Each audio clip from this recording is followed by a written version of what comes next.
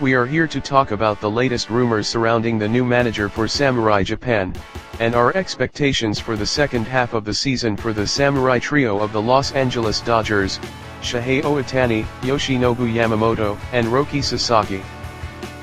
First, let's discuss the news regarding Samurai Japan. On July 17, Japan Standard Time, some media outlets reported that Tadahito Iguchi, a former player for the Chicago White Sox and currently a prominent baseball commentator in Japan, has emerged as a candidate for the next manager of Samurai Japan. This came as quite a surprise. While Tadahito Iguchi has experience as a manager in NPB, he lacks the track record of leading a team to a league championship. Consequently, this report felt somewhat incongruous. Historically, the three managers who have led Samurai Japan to world titles, Sadaharu Oh, Tatsunori Hara, and Hideki Kuriyama, all possess successful records of winning league championships and securing the Japan Series title as managers in NPB. Tadahito Iguchi does not have this specific achievement. However, the key difference is that Tadahito Iguchi played for the Chicago White Sox, excelled as a second baseman, and experienced being a world champion. Perhaps the Samurai Japan Selection Committee believes that his MLB experience makes him uniquely qualified to lead Samurai Japan in international tournaments. Another positive factor regarding Tadahito Iguchi becoming the manager is his mentor-mentee relationship with Roki Sasaki. When Roki Sasaki was playing for the Chiba Lotte Marines in NPB, he achieved a perfect game at the young age of 20. Tadahito Iguchi was the manager of the team at that time. Tadahito Iguchi managed Roki Sasaki with great care to prevent injury.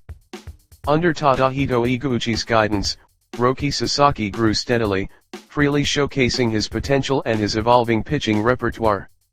At the time, the Chiba Lotte Marines were working toward the goal of becoming the best in Japan with Roki Sasaki as the core, but Tadahito Iguchi stepped down as manager midway through, and the dream of winning the Japan Series remained unfulfilled. I am sure this was a source of regret for Roki Sasaki. However, if Tadahito Iguchi were to be appointed as the new manager of Samurai Japan, Roki Sasaki would have the chance to play under his former mentor once again. Of course, this is conditional on Roki Sasaki putting up the numbers required to be selected for the Samurai Japan roster. Still, for Roki Sasaki to play again with the manager who oversaw the beginning of his professional career would surely be a moment that sharpens his focus and resolve. Whether Tadahito Iguchi will actually be appointed as the new Samurai Japan manager remains undecided. This has only been reported by some media outlets and is not an official announcement from the Samurai Japan Selection Committee. As soon as there are any further developments, we will cover them here on this program. Next, let's turn to the topic of the Dodgers Samurai Trio. Regarding Shohei Ohtani, some media outlets have been highlighting his left knee condition as a cause for concern, reporting on nothing but anxieties day after day. It is unclear what the objective of these media outlets is, but despite the knee injury, Shohei Ohtani continues to hit home runs and contribute to the team as a hitter. Is there some reason why he must be in perfect condition to play?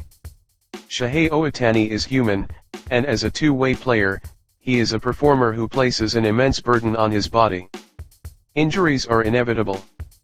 Furthermore, considering he has previously undergone surgery on his left knee, some media outlets are reporting on it as if it were a major crisis, but Shohei Ohtani is still capable of contributing to his team even while injured.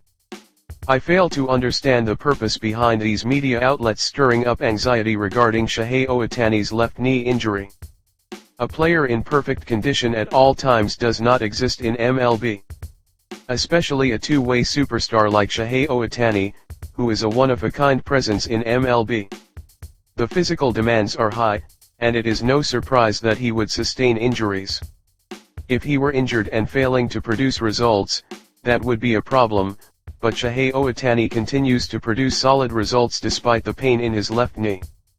Although he went through a prolonged hitting slump in the first half of the season, he went into the break with 22 home runs, and depending on his performance in the second half, a third consecutive season of 50 home runs is well within reach. As a pitcher, once his left knee recovers, he will undoubtedly shine on the mound again. To express doubt in Shohei Ohtani is to fundamentally fail to understand the type of player he is. Have people forgotten what he has shown us so far?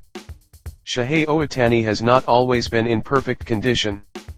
Major leaguers must battle through long seasons and intense postseasons.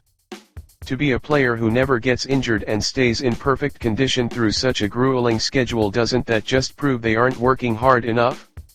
It is precisely because they play with such dedication that they get injured. And even when injured, they do not let their performance drop, continuing to contribute to the team. Is that not what a first-class major leaguer is? Is that not who Shohei Ohtani is? Instead of focusing only on his left knee, we should focus on the performance he delivers even when his knee is not at 100%. There is no doubt about Shohei Ohtani in the second half.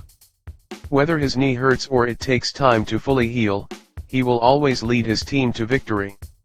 That is the player Shohei Ohtani is. Next, let's talk about Yoshinobu Yamamoto. In the first half of the season, Dodgers pitcher Yoshinobu Yamamoto displayed exceptional pitching.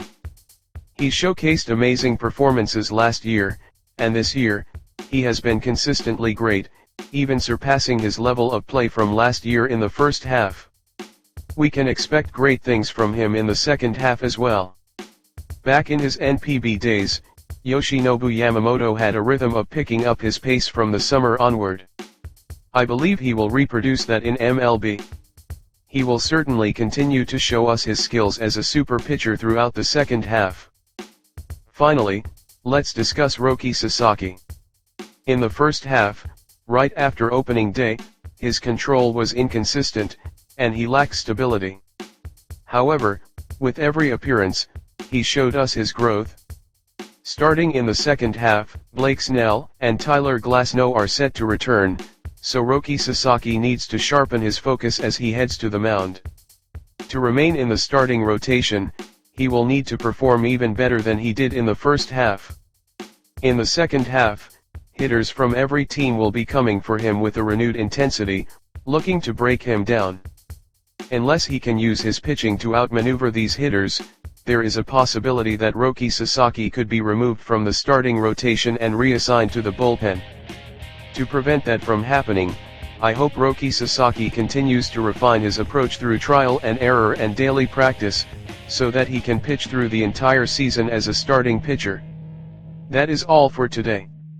Thank you very much.